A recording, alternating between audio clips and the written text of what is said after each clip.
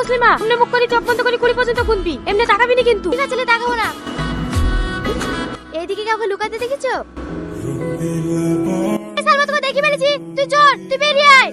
আপনাকে বলতে মানা করতে তো আপনি বললেন কেন? এবার আমি চোর হয়ে কেন না? কি হলো? ওখানে ভিডিও করে কি দেখছেন? কেন বললেন বলেন? আমি নিজের চোখে তোমাকে লুকোতে দেখেছি, আর এই মেয়েটা এসে জিজ্ঞেস করছে আমি কি করে মিথ্যে কথা বলি বলো। ওরে বাবারে, ও তো সত্যি কথা বললো, আমাকে চোর বানিয়ে দে। এখন আমি বলছি আমি মিথ্যে কথা কি করে বলবো বলো?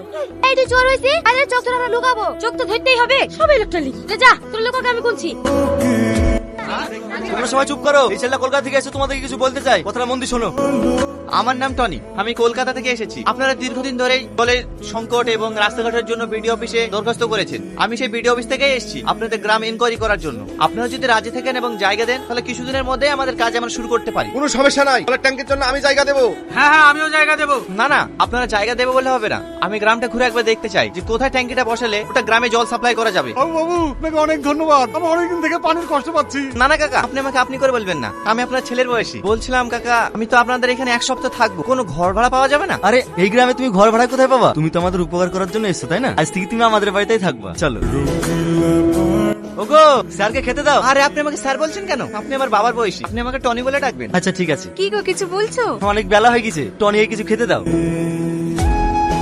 কাকিমা, একটা ঘরে নিয়ে যা। বুড়ি, মাছের বাড়িটা নিয়ে আই তো। হিলেন পানি খান। তুমি এ বাড়িতে? এটা আমাদের বাড়ি। ও। বলছি আমাকে ক্ষমা করে দিয়ে। কিসের ক্ষমা? ওই সকালে আপনার সাথে যে খারাপ ব্যবহারটা করেছি, এতে আমার খুব খারাপ লাগছে, তার লেগে। অবশ্যই ক্ষমা করবো। তার আগে বলো, তুমি আমাকে যে জলটা খাওয়ালে, এই জলটা কোথাকার? কেন ঘাটের পানি? খেতে কি আপনার কোনো অসুবিধা হয়েছে নাকি? না না, অসুবিধা হবে কেন? ঠিক আছে। মা, ও দেখো কলকাতার বাবা বসে আছে, এখনো ঘুমায়নি। ওরা সব ঠান্ডা ঘরে ঘুমায়, আমাদের এই ঘরে ঘুম আসে? মা, তালের পাখা ঠান্ডা হাওয়া, বাবুকে দেখলে হয় না? তুই ঠিকই বলিস বুড়ি, বেচারা গরমে কষ্ট পাচ্ছে, যা পাখাটা দিয়ে গা। আপনার গরমে ঘুম আসছে না তাই না? এই পাখাটা দিয়ে হাওয়া খান, তাহলে ঘুম চলে আসবে। এটা দিয়ে? আরে ওরকম করে হাওয়া করে না, এই দেখেন আই করি। এইভাবে বাতাস করবো তো ঘুমাবো কখন? আপনারা শহরের মানুষ তো, তাই আপনাদের অভ্যাস নাই। আমার মা আমাকে সারা রাতে হাওয়া করে, আমিও ঘুমাই, আমার মাও ঘুমায়। একটু অসুবিধা হবে, এই 7 দিন তো দেখতে দেখতে কেটে যাবে। যাও তুমি ঘুমিয়ে পড়ো।